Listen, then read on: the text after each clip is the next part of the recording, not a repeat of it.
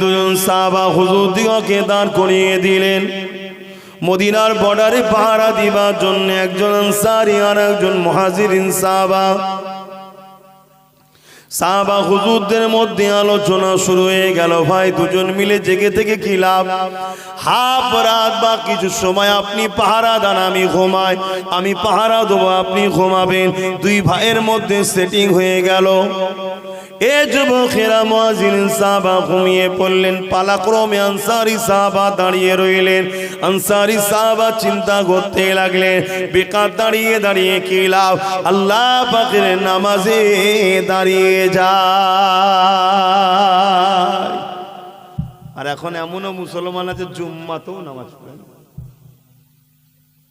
আহা,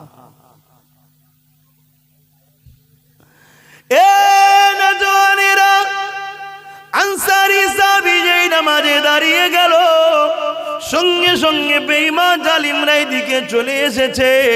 তারা দূর থেকে আমার নবী সাহাবীকে দেখে আর চিন্তা করতে লেগেছে, ওটা মুহাম্মাদের অনুচর না একটা কাচের কোনো খুঁটি গোড়া দাঁড়িয়ে আছে। এই রকম ভাবে অনেকক্ষণ ধরে তাকিয়ে রয়েছে। আর আনসারী সাহাবা কেরাত তেলাওয়াত করে যাচ্ছে, কোরআন তেলাওয়াত করে যাচ্ছে। কেন? কোরআন কোনো বই কিতাব পুস্তক নয়, কোরআন হলো কালামুল্লাহ, আল্লাহ পাকের কথা।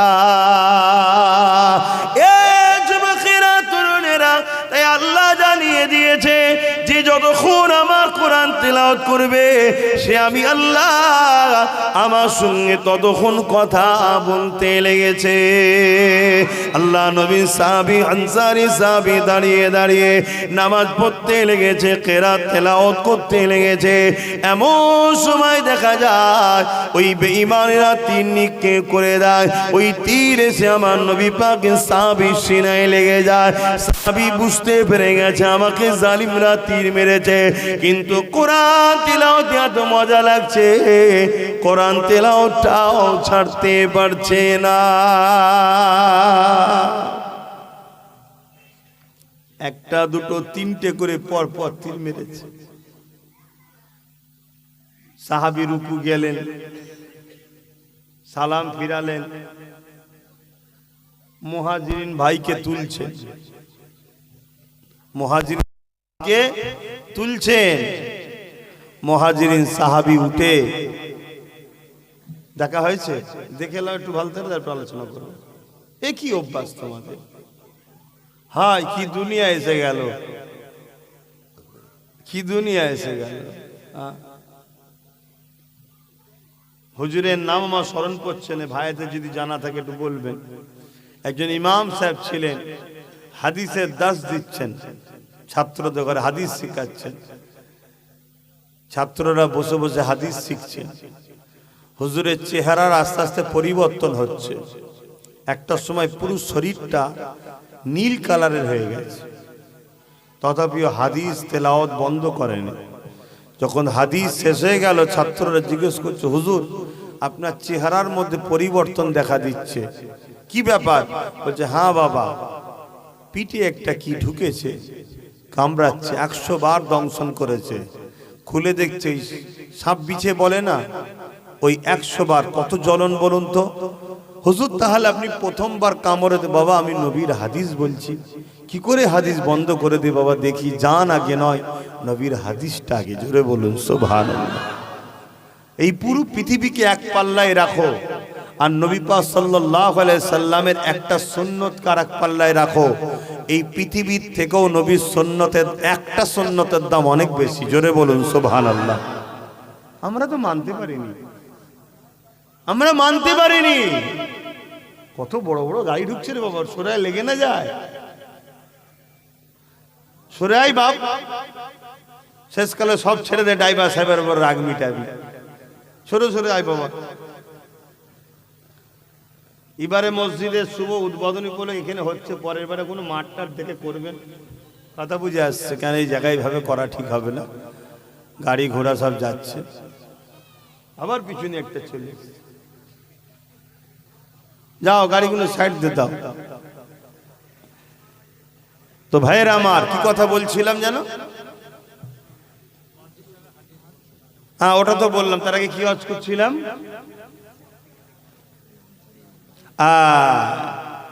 কোরআন মুহাজিরিন সাহাবীকে তুলছে, ভাই ওঠো, দুশ্মনেরা শত্রুরা হামলা করে দিয়েছে। আল্লাহ নবীর মুয়াজ্জিন সাহাবী উঠে বলে, ও ভাই আনসারী সাহাবী রে, আপনাকে তিনটে তীর লেগে গেছে, আপনি আমাকে না তুলে একা একা কেন লড়াইটা করতেছিলেন? আনসারী সাহাবী তো দাঁড়িয়েছিলেন পাহারার জন্য, মুহাজিরিন সাহাবী তাকে ঘুমিয়ে পড়েছে। তিনটে তীর লেগেছে ভেবে মুহাজিরিন ভাই বলছে তো লড়াই করছিল। এই যুবকেরা, তরুণেরা, এমন করে দেখা যায় মুহাজিরিন সাহাবী যখন বলেন, ভাই আপনি একা একা কেন লড়াই করতেছিলেন, আমাদেরকে দুটাতে পারতেন, আমাকে তো ডাকতে পারতেন। আনসারী সাহাবা বললেন, ভাইয়ের আমি লড়াই করি না, আমি তো আপনাকে শুইয়ে দিয়ে দাঁড়িয়ে দাঁড়িয়ে চিন্তা করতে লাগলাম, একা একা দাঁড়িয়ে কি লাভ, এই জন্য আমি নামাজে দাঁড়িয়ে গেলাম। যখনই নামাজে দাঁড়িয়ে গেছি, তীর এসে আমাকে লেগে যায়। ওই আনসারী সাহাবী বলে, একটা তীর যখন লেগেছিল আপনি আমাকে তো উঠাতে পারতেন। নূর নবী, দয়া নবী জানিয়ে দিয়েছে নামাজ যেমন ফরজ, এটা অবশ্য নফল নামাজ পড়ছিল, তাহলে জান বাঁচানোটাও তো ফরজ, তাহলে আপনি কেন নামাজটা ছেড়ে দিয়ে তুললেন না? ওই সময় আনসারী সাহাবী বলে, আমি সূরা রহমান তিলাওয়াত করতেছিলাম, এত সুন্দর মজা লাগছিল, এত আনন্দ লাগছিল, এত ভালো লাগছিল, আমি মনে করছিলাম লাগছে, আমি মনের ছিলাম জান চলে যায় চলে যা, যে মজাটা পাচ্ছি এই তেলাওয়াতটাকে আমি কোনোভাবে বন্ধ করতে পারবো না।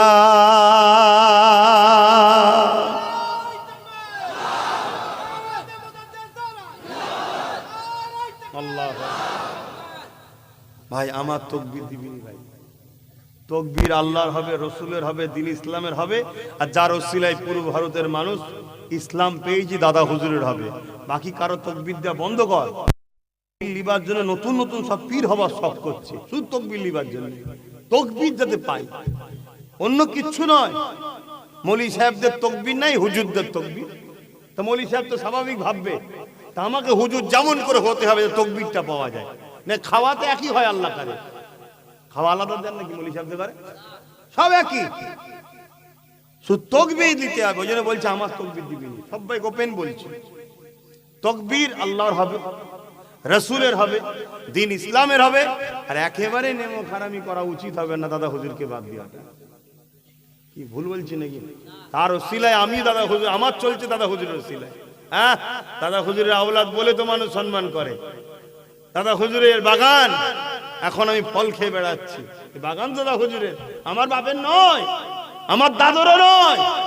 এ বাগান জবানার মুজাদ্দেদ দাদা হুজুরের, এ বাগানে আমার দাদাও ফল খেয়েছে, আমার বাপও খেয়েছে, রুহুল আমিন সাহেবও খেয়েছে, আজকে আমিও খাচ্ছি। কিন্তু বাগান দাদা হুজুরের, জবানার মুজাদ্দেদ তিনি, অন্য কেউ নয়, এটা মাথায় রাখুন। আর না হয় সব আব্বাস সিদ্দিকীর পাগল হয়ে যে লাস্টে দেখা যাবে দাদা হুজুরের সঙ্গে কানেকশন কেটে গেছে, সব শেষ হয়ে যাবে, সব শেষ হয়ে যাবে। গোড়া ধরে রাখো, গোড়া যদি গন্ডগোল হয়ে যায় সব শেষ। আর যাকে ধরবে তার সাথেও গোড়ার কানেকশন আছে কি দেখো। ঘরে সব লাইট টাইট পাকা পাকা সব লাগালে, যেখান থেকে মেন কারেন্ট আসে সেখান থেকে যদি মিটারের তারে যে কারেন্টটা আসে কেটে দেয় অফিস থেকে, এসে কি হবে? আপনি বলবেন আমি হ্যাভেলসেল লাগিয়েছি, ভালো ভালো দামি দামি লাগিয়েছি, চলবে? অতএব এটাকে খেয়াল রাখবেন। খারাপ লিখছেন নাকি আমার কথা? আমি ঝগড়া করতে এসেছি না, আমার দাদা হুজুরের রুহানি বাচ্চাগুলোকে বাঁচাতে চেষ্টা করছি। আপনারা তো আমার দাদা হুজুরেরই বাচ্চা নাকি, তো বাঁচাবো না? কেউ এসে জাল দিয়ে পুকুরের মাছ তুললে চলে যাবে, আমি বলবো না যে পুকুর দাদা হুজুরের, তুই জাল দিচ্ছিস কেন? কি বলবো না? বলবো না। এই বাংলায় যত সন্তান আছে, তুমি মানো চাই না মানো, তুমি হলে আমার দাদা হুজুরের পুকুরের, বুঝাবার জন্য বলছি, মাছ, তুমি আমার দাদা হুজুরের মুরিদের ঘরের সন্তান। অতএব আজকে কেউ এসে তোমাকে তুলে নিয়ে চলে যাবে, মুনাফিক বানাবে, বেঈমান বানাবে, কাফের বানাবে, সাহাবাদের দুশমন বানাবে, নবীর দুশমন বানাবে, ওলি আউলিয়াদের দুশমন বানাবে, আমার ডিউটি তোমাকে 100 বার বুঝাবো। তাই তো এমন করে হাবিব ইয়ামান থেকে আবু জেহেল একজনকে নিয়ে এসেছিল, যার নাম হল হাবিব ইয়ামানি।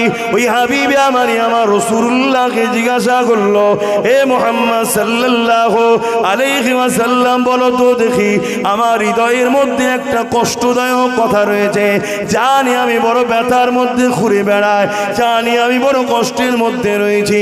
মক্কা জমিন থেকে ইয়ামিন অনেক দূরে। এ যুবকেরা জীবনের প্রথম নবীর সঙ্গে সাক্ষাৎ হচ্ছে। হাবিব ইয়ামানি জানে ইনি যদি সত্যি নবী হয় অন্তরের খবর বলে দেবে। মক্কার বেঈমানেরা সেদিনে জানতো নবীরা অন্তরের খবর বলতে পারে। আজকের মুফতি মাওলানা পীর সাহেব দাবিদার, তারা নবীর ইলম সম্বন্ধে সমালোচনা করছে। হায় রে দুনিয়া, এ কেমন উম্মত, এই উম্মতের মাহফিলে বসে আর সে নবীকে ছোট করবে, তুমি চুপ করে বসে শুনে চলে যাবে। মনে রেখে দাও, আজকে শুনে রাখো যে নবীর বিষয়ে সমালোচনা শুনে ইমাম মালিক হুজুর বলতে লেগেছে, সঙ্গে সঙ্গে তার প্রতিরোধ করো। যদি প্রতিরোধ করতে না পারো, তোমার বেঁচে থেকে লাভ নেই, মরে যাও। কারণ নবীর বিরুদ্ধে কথা হবে, প্রতিবাদ যদি না হয়, তার মধ্যে ঈমান থাকবে না। তাই আজকে বলে দিয়ে যায়, যেখানে সেখানে ওয়াজ শুনতে যাওয়ারও আজ সময় নাই।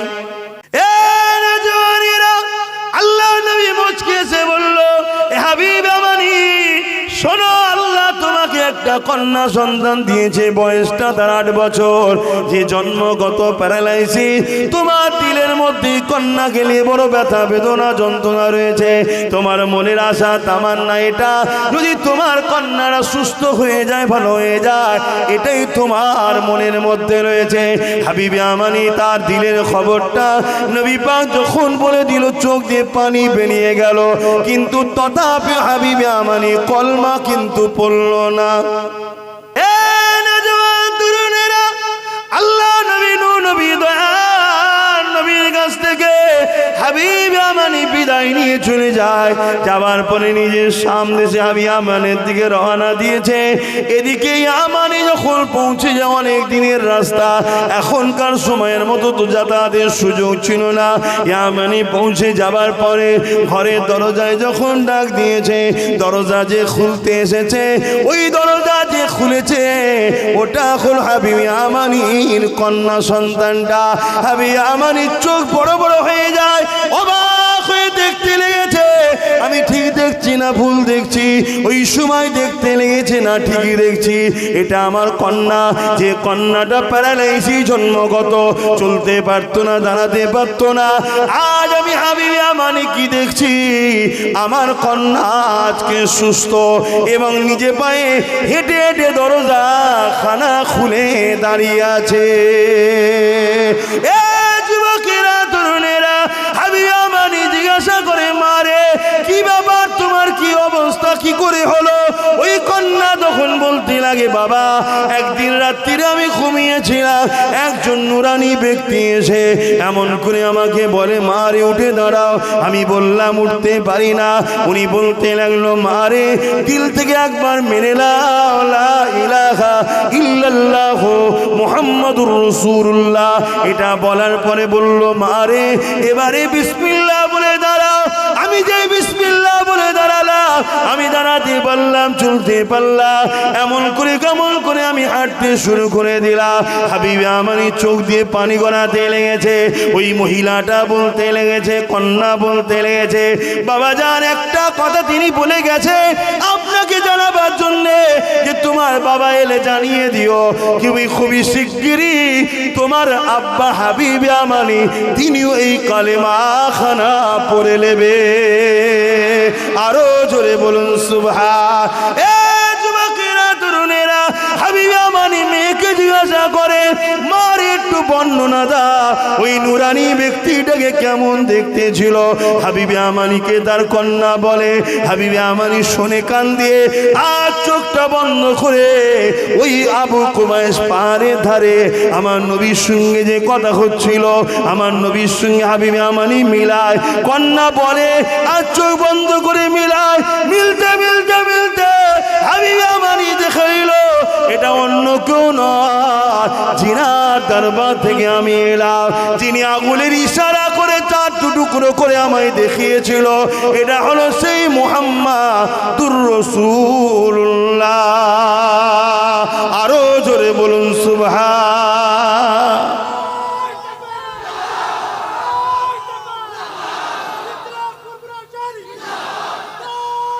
আল্লাহ আল্লাহ কোরআনের মধ্যে সূরা আম্বিয়ার মধ্যে বলেন, ওমা আরসালনাকা ইল্লা রাহমাতাল লিল আলামিন। এই বিশ্ব জগতের মানুষ আমি আল্লাহ আমার পক্ষ থেকে তামাম আলমের জন্য আমি আমার নবীকে রাহমাতাল লিল আলামিন করে পাঠালাম। আল্লাহর রহমত তো হুজুর পাক সাল্লাল্লাহু আলাইহি ওয়াসাল্লাম, তাহলে বলছেন আল্লাহর রহমত চাই, তাহলে মানে হুজুর চাই। আল্লাহর রহমত ছাড়া বাঁচা যাবে না, হুজুর ছাড়া বাঁচা যাবে না। আল্লাহর রহমত ছাড়া নাজাত নাই, হুজুর ছাড়া নাজাত নাই। আকীদা ঠিক করেন, হুজুরকে বাদ দিয়ে কেউ নাজাত নাই। শুনছেন তো নাকি আমার কথা? বাপজানগুলো বুঝতে পারছেন তো? হ্যাঁ বাপ, বুঝেলেন। আমাদের কাছে অনেকে কোরআন দেখিয়ে দেখিয়ে গুমরা করেছে, জানেন না? হযরত আলী হুজুরকে শহীদ করেছিল কারা? উলামা ভাইরা জানে? খারিজি সম্প্রদায় বলা হয়, খারিজি, যারা কোরআন দেখিয়ে দেখিয়ে মানুষকে গুমরা করেছিল যে কোরআন আল্লাহর কথা, কোরআন মানো, আলী মেনো না। আম মানুষ ভাবলো ঠিকই তো, কোরআন তো আল্লাহর কথা, আমরা আলীর কথা শুনবো কেন? আল্লাহর কথা ছেড়ে দিয়ে আলীর কথা শোনে, আল্লাহ তো সৃষ্টিকর্তা। শুনছেন কেমন ভাবে গোমরা হলো? তাদেরকে খারিজি বলা হয়। এমন দল তৈরি করে ফেললো, হযরত আলী হুজুরকে শহীদ পর্যন্ত করে দিল সেই সব লোকেরা। শুনছেন? বলুন, হযরত আলী হুজুরকে যারা কোরআনের পক্ষে দাঁড়িয়ে আলী হুজুরকে শহীদ করেছে, এরা কেউ জান্নাত যাবে মনে হয়? আপনাদের ক্ষুদ্র বিবেক কি বলছে? বলুন, বলুন, বিবেক কি বলছে? কারণ আল্লাহ নবী জানিয়ে দিয়েছেন, এ বিশ্বে মানুষেরা শুনে রেখে দাও, আমি রাসূলুল্লাহ হলাম ইলমের শহর, আর আলী হলো ঈশ্বরের দরজা। আমি রাসূলুল্লাহর কাছে আসতে গেলে আলীর মাধ্যম দিয়ে আসতে হবে, আলী ছাড়া আমাকে পাওয়া যাবে না। সেই হযরত আলীকে শহীদ করে দিল দাড়িওয়ালা, টুপিওয়ালা মুনাফিকরা, সাধারণ মানুষের মধ্যে বিভ্রান্ত তৈরি করে দিল। কোরআন হলো আল্লাহ পাকের কথা, কোরআন মানো, আলীর কথা মেনো না। হযরত আলী কার কথা শোনাচ্ছিল? আল্লাহরই তো কথা শোনাচ্ছিল। কিন্তু আমার নবী সাহাবারা কি বলেছিল? এ বিশ্বে মানুষ ধোঁকায় পড়ে যাও না, অবশ্যই কোরআন মানবো, কিন্তু অন্য কারো থেকে নয়, হযরত আলী থেকেই মানবো।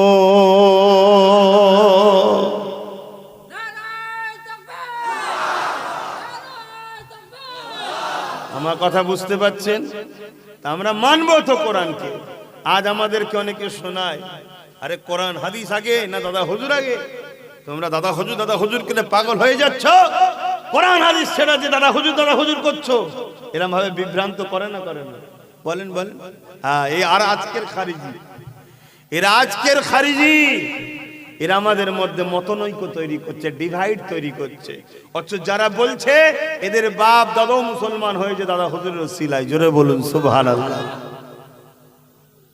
আরে অবশ্যই কোরআন হাদিস মানবো, কিন্তু তোমার থেকে নয়, জবানার মোজাদ্দেদ দাদা হুজুরের থেকে মানবো, জোরে বলুন সুবহানাল্লাহ। এটা হবে আজকে আমাদের উত্তর। কথা বুঝে আসছে? তাই বলে দিয়ে যায়, নবী পাককে চেনেন, নবী পাককে মহব্বত করেন, ভালোবাসে, প্যার করেন। যে নবী আমার সারা জীবনটা তোমার আমার জন্য কেঁদেছে, আজও রওজা মুবারকে নবী আমার তোমার আমার জন্য কাঁদতেছে।